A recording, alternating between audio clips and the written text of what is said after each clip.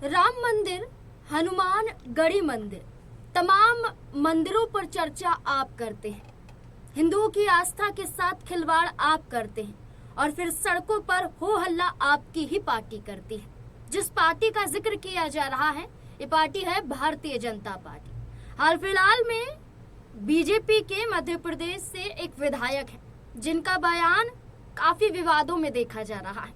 ये बयान जो विधायक है पन्नालाल शाक्य का है, जहां वो मां सीता को मौत का समान बताते हैं। साथ ही साथ ये तक कहते हैं कि रामायण हो, महाभारत हो, हर युद्ध में सिर्फ पुरुषों ने ही बलिदान दिया है, महिलाओं ने कोई बलिदान नहीं दिया है।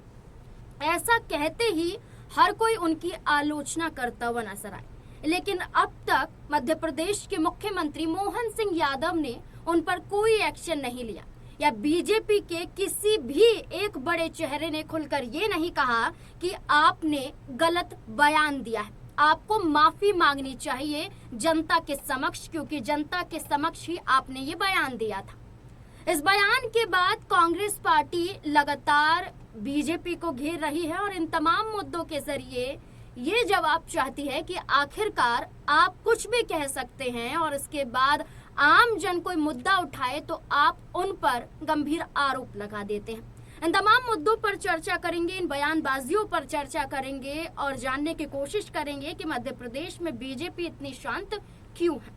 इस चर्चा के लिए वरिष्ठ सहयोगी अमन जी हमारे साथ मौजूद हैं। सर, आपका बहुत बहुत स्वागत है। सर, जैसे गुना से विधायक हैं पन्नालाल शाक्य, ऐसा नहीं है कि ये पहला बयान हो उनका, इससे पहले भी वो कई बार महिलाओं को लेकर बयान दे चुके हैं, लेकिन इस बार का बयान मां सीता को लेकर मौत का समान बताते हुए नजर आते हैं और फिर बाद में कहते हैं कि उनके बयानों को सही ढंग से पेश नहीं किया गया है और इस बयान पर अब तक माफी भी नहीं मांगी गई है।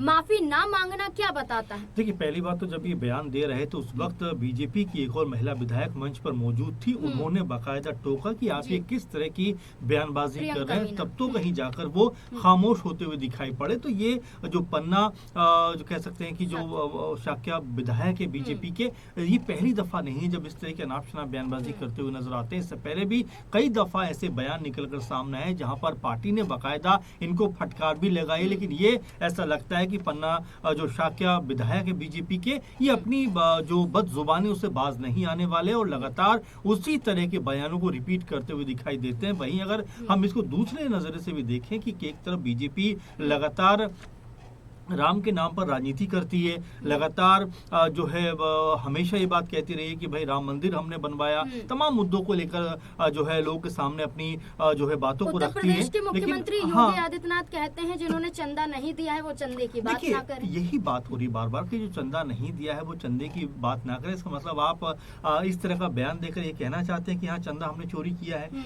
कुल मिलाकर ये कहना कि भाई आजादी की लड़ाई में अगर कोई नहीं लड़ा तो क्या वो देशभक्त नहीं है। अब ये तमाम की बातें जो बहुत ज्यादा तर्कसंगत नहीं कही जा सकती, क्योंकि हर एक चीज का अपना एक दायरा है, एक तौर तरीका है। लेकिन इस बात को डाइवर्ट करने से ज्यादा जरूरी ये बात यहाँ पर हो जाती है कि उसका हम समाधान कैसे ढूंढें, क्योंकि लगातार जो नेताओं की बदजुबानी है, खासकर ऐसे कुछ चुनिंदा नेता जरूर हैं जिनको आप देखेंगे कि उनको कितना भी आप कह दें वो अपनी बदजुबानी से बाज नहीं आते। और पन्ना शाक्य जो विधायक है बीजेपी के, वो इसी तौर के विधायक नजर आते हैं जहां पर कई दफा आला कमान ने बीजेपी को उनको समझाया भी कि भाई इस तरह की बयानबाजी मत करिए। अब यहाँ पर दो तीन बातों को कोट करते हुए दिखाई पड़ते हैं कि एक महाभारत का जिक्र आप करिए, एक रामायण का जिक्र करिए, पृथ्वीराज चौहान का जिक्र यहाँ पर करते हुए नजर आते हैं कि इन तीनों युद्धों में जो बड़े युद्ध रहे हैं इसमें एक भी महिला का बाल बांका नहीं हुआ, जितने भी मारे गए पुरुष मारे गए। तो इस तरीके से कहने का अर्थ उनका यही था कि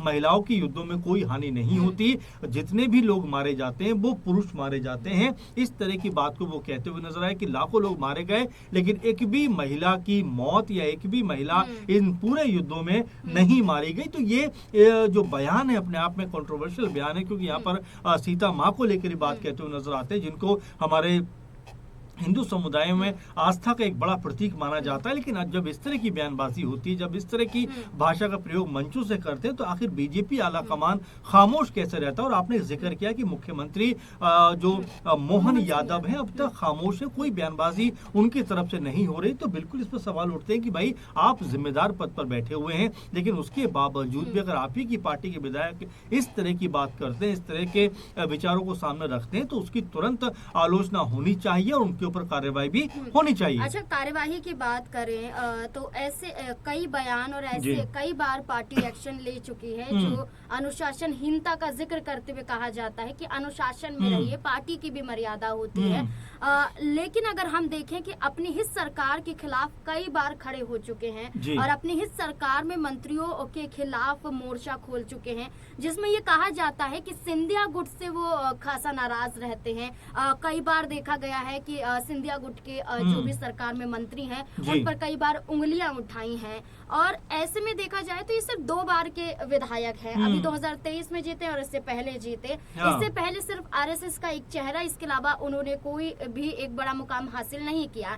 बीजेपी को इतना विश्वास है, अब तक उन पर कोई एक्शन नहीं लिया जाता है, लेकिन क्या अब इस बयान के बाद कोई कड़ा एक्शन लिया जाएगा? बिल्कुल, शुरुआत में आपने जो बात कही कि सिंधिया जो एक बड़े मजबूत नेता है इस समय बीजेपी के, वो जब अपने क्षेत्र में जाते हैं, मीटिंग बुलाते हैं, तो उस मीटिंग में भी नहीं पहुंचते हैं और ये कहते हुए नजर आते हैं कि भाई हमें और कोई काम धाम नहीं है क्या। तो ये साफ नजर आता है कि सिंधिया को लेकर उनके मन में जो विचार है वो कोई बहुत बेहतर नहीं कहे जा सकते। समय समय पर आलोचना भी करते हैं और जब भी कोई गंभीर बैठक बुलाई जाती है तो वहां पर नहीं पहुंचते हैं। ये बताना चाहते हैं कि भाई सिंधिया कांग्रेसी खेमे से बीजेपी में आए हैं, इसलिए उनका ज्यादा जो कह सकते हैं कि बात मानने का तौर तरीका है या उनके कहे अनुसार चलने का जो तरीका है वो मुझे नहीं अपनाना है, बल्कि मैं अपनी राह पर चलूंगा। और ये कहते हुए नजर आए थे कि भाई मुझे और भी काम धाम है, बैठक में जाना ही मेरे लिए काम जरूरी नहीं है। लेकिन देखिए, जब पार्टी लेवल पे चीजें होती है, पार्टी जब कोई बड़ी मीटिंग बुलाती है, चाहे वो सांसद हो या कोई भी लेवल के मंत्री हो, तो कहीं ना कहीं जो नेता होते हैं क्षेत्र के, उनको जाना अनिवार्य हो जाता है। लेकिन यहाँ पर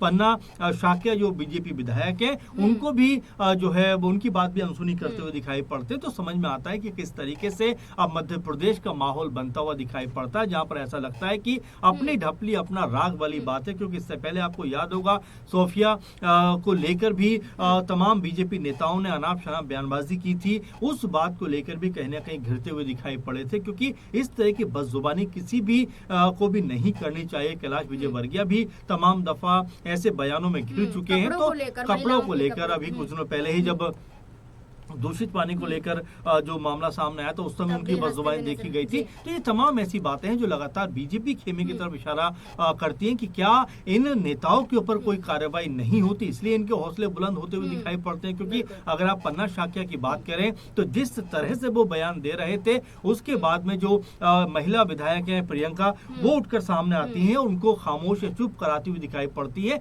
यानी उनको भी असहजता हो गई कि आप किस तरह की बात यहाँ पर कहते हुए करते हुए दिखाई पड़ते, जिसका कोई भी कह सकते हैं कि जरूरत नहीं है इस तरह की बात को कहने की। तो कुल मिला जुलाकर ये लगातार देखा जा रहा है कि बीजेपी के नेता इस तरह की बदजुबानी करते हैं और उनके खिलाफ जो कार्रवाई होनी चाहिए वो होती हुई नजर नहीं आती। बिल्कुल, वाकई ये सच कहा कि भाजपा विधायक प्रियंका मीना, उन्होंने खुलकर ये कहा है कि आप नकार नहीं सकते हैं महिलाओं के बलिदान को। क्या कुछ महिलाओं ने किया है, मैं खुद महिला हूँ और मैंने क्या कुछ त्याग दिया है देश के लिए या पार्टी के लिए या एक स्टेट के लिए, मैं इसे खुद नहीं नकार सकती हूँ। लेकिन हम यहाँ पर एक छोटा सा सवाल रखेंगे और ये सवाल बड़ा बन जाता है। पार्टी अगर सत्ता में है और पार्टी बीजेपी की है, तो क्या उनको अधिकार हो गया है कि आप कुछ भी बोल सकते हैं, धर्म के नाम पर कुछ भी बोल सकते हैं, आस्था के साथ खिलवाड़ कर सकते हैं? बिल्कुल, अगर यहाँ पर ये बयान कांग्रेस पार्टी की तरफ से दिया गया होता या कोई और नेता की तरफ से दिया गया होता, अब तक बीजेपी के जो नेता है वो सड़कों पर उतर गए होते, तमाम हंगामा करते हुए नजर आते। लेकिन यहाँ पर जैसा आपने भी शुरू में कहा कि आला कमान की तरफ से खामोशी है, मुख्यमंत्री मोहन यादव खामोश है और ये होना नहीं चाहिए। देखिए, क्योंकि इस तरह की बदजुबानी कोई भी करे वो जो है बर्दाश्त के काबिल नहीं होनी चाहिए और एक सजा का जो प्रावधान है पार्टी की तरफ से जो कार्रवाई की जानी चाहिए वो जरूर होनी चाहिए, क्योंकि अगर इस तरह की बयानबाजियों को इग्नोर किया जाता रहेगा तो ऐसे नेताओं का हौसला कहीं ना कहीं बुलंद होता हुआ दिखाई पड़ेगा, जिससे जो माहौल है वो और ज्यादा इस तरह के मामलों का खराब होता हुआ दिखाई पड़ेगा। बिल्कुल यही नजर आता है कि अब एक्शन कब होगा। क्या जो गुना से विधायक पन्नालाल शाक्या है, क्या आने वाले विधानसभा चुनाव में